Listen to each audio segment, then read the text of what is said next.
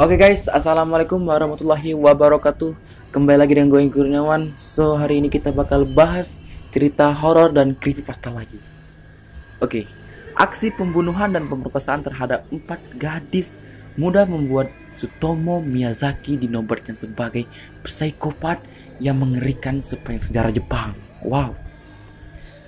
Tsutomu bahkan memiliki beberapa julukan, di antaranya Otaku Killers, Dracula Miyazaki, hingga The Little Girl Murder.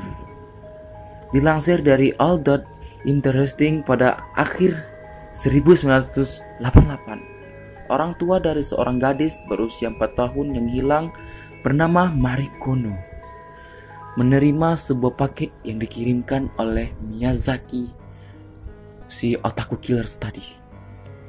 Dalam paket tersebut ada serbuk halus foto pakaian yang terakhir kali dikenakan oleh Marikono dan beberapa gigitan kecil dan sebuah kartu pos. Memang pembunuhan ini sudah direncanakan oleh Miyazaki, si otaku tadi guys. Isi dari kartu pos itu bertuliskan, "Mari dikremasi, tulang penyelidikan pembuktian." Petunjuk dari kartu pos yang dikirimkan oleh Miyazaki ini membuat semua warga Jepang rasa ketakutan akan teror oleh seorang psikopat dan Dracula kanibalisme. Oke, kita masuk ke profil Miyazaki, si otaku tadi guys.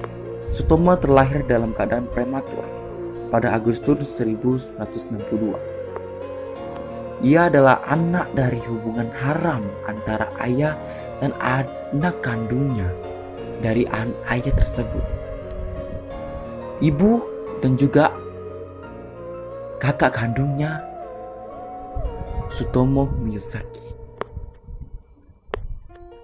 Sejak kecil ia sudah menunjukkan kelainan seperti memakan abu kremasi kakeknya sendiri. Dan Miyazaki ini, tangannya ini mengalami cacat yang cukup membuat dia itu dijauhi semua orang itu guys. Ia bahkan memiliki kecenderungan untuk bunuh diri sejak kematian sang kakek. Oke, jadi gak ada lagi keluarga yang nyayangin Tsutomu Miyazaki ini kecuali kakeknya. Jadi ketika kakeknya meninggal, Miyazaki ini dia depresi, bahkan ingin bunuh diri. Di sekolah, Tsutomu juga dikucilkan oleh teman-temannya karena keadaannya tersebut. Oke, dari mulai cacat, dari mulai kelainan psikologisnya, Tsutomu dijauhi oleh keluarga hingga teman-temannya lagi guys.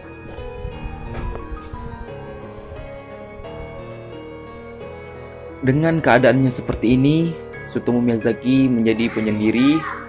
Ia juga bersosialisasi dengan lingkungannya. Ia memilih untuk menonton anime dan juga membaca komik manganya.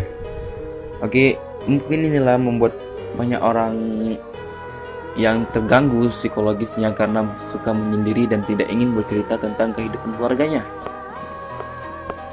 Buat kalian yang juga yang anak nolep dan juga seorang otaku dan wibu, segera kembali ke dunia normal kalian ya. Oke, masuk ke pembunuhan. Memiliki masa lalu yang sangat kejam, Tsutomu lantas melakukan tindakan kriminal. Oke, memang dari masa lalu dia memang sudah kriterianya memang kejam dan sadis. Ia membunuh 4 gadis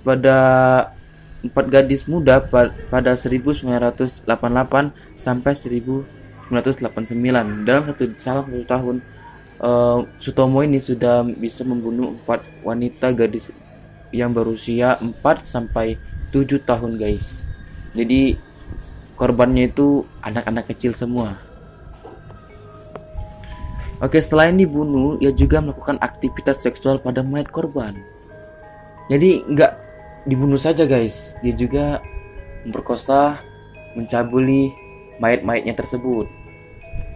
Tak hanya itu, ia bahkan memakan salah satu potongan tangan korban dan tangannya dijadikan pajangan. Oke, jadi tangannya, misalnya nih kalian dibunuh, Terus tangan kalian dipotong satunya, di yang di sini untuk dimakan, di sini untuk jadi pajangan sebagai dokumentasi bahwa ia telah membunuh dan menjadi pajangan-pajangan. Oke, gitulah mungkin. Selain dari memakan potongan tangan korban dan juga mempajang bagian-bagian tubuh korban, ia juga sering meminum darah korbannya.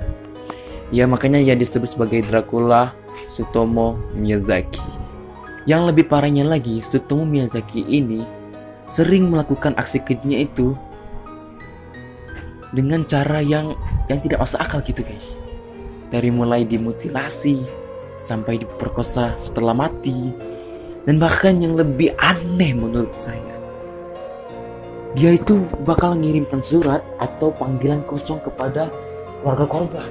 Jadi gini guys, jadi kalau dia sudah membunuh, dia bakal ngirim surat atau potong-potongan bagian korban, pakaian dalam korban, atau ya semacam aneh gitu.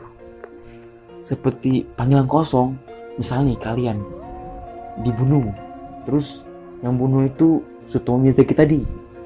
Nah, keluarga kalian akan dihubungi tanpa Miyazaki tadi ngomong. Jadi dia tuh diam aja gitu, diam.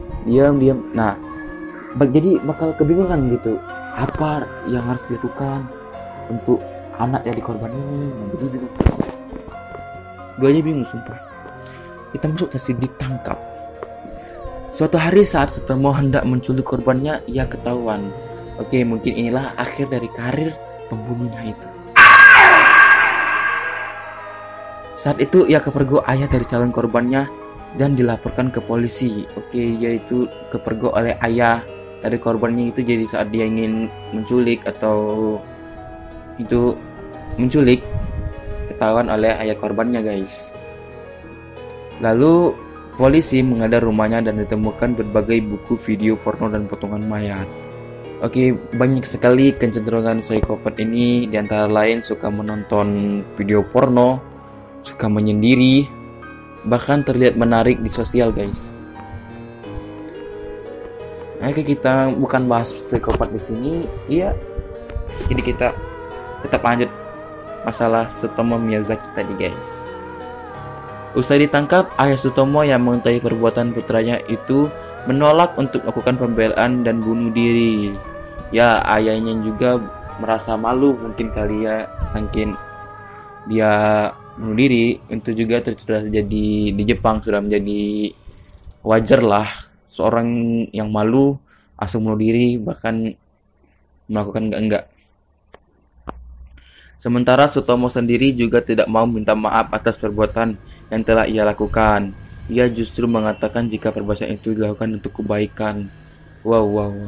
Benar-benar tidak memiliki simpati dan empati yang begitu membuat dirinya itu gak mau bersosial dan meminta maaf kepada keluarga korban tersebut yang dilakukan itu. Dan ia menganggap perbuatan itu sebagai untuk kebaikan. Akhirnya atas perbuatan tersebut Tsutomu dijatuhkan hukuman mati. Ia dieksekusi dengan digantung pada 17 Juni 2008. Itulah mungkin akhir dari cerita Tsutomu Miyazaki si Otaku Killers ini. Sangat mengerikan mungkin kalau kita hidup di zaman mereka dan bahkan menjadi tetangga mereka, itu mungkin mengerikan gitu bagi seorang gadis perempuan. Oke, so di akhir video ini gue mau kalian untuk klik subscribe dulu ya guys. Subscribe dan share video ini agar gue bikin lagi video yang lebih keren, yang lebih mantep lagi guys. Dan ya, selamat menjalankan ibadah puasa bagi kalian yang menjalankan, dan bagi kalian yang enggak, ya semangat lah untuk hidup ini. Oke, sampai sini aja dulu ya guys, dan kembali lagi di episode selanjutnya. Gue bakal cerita horor terus untuk konten gue kali ini. Oke, selamat siang, bye.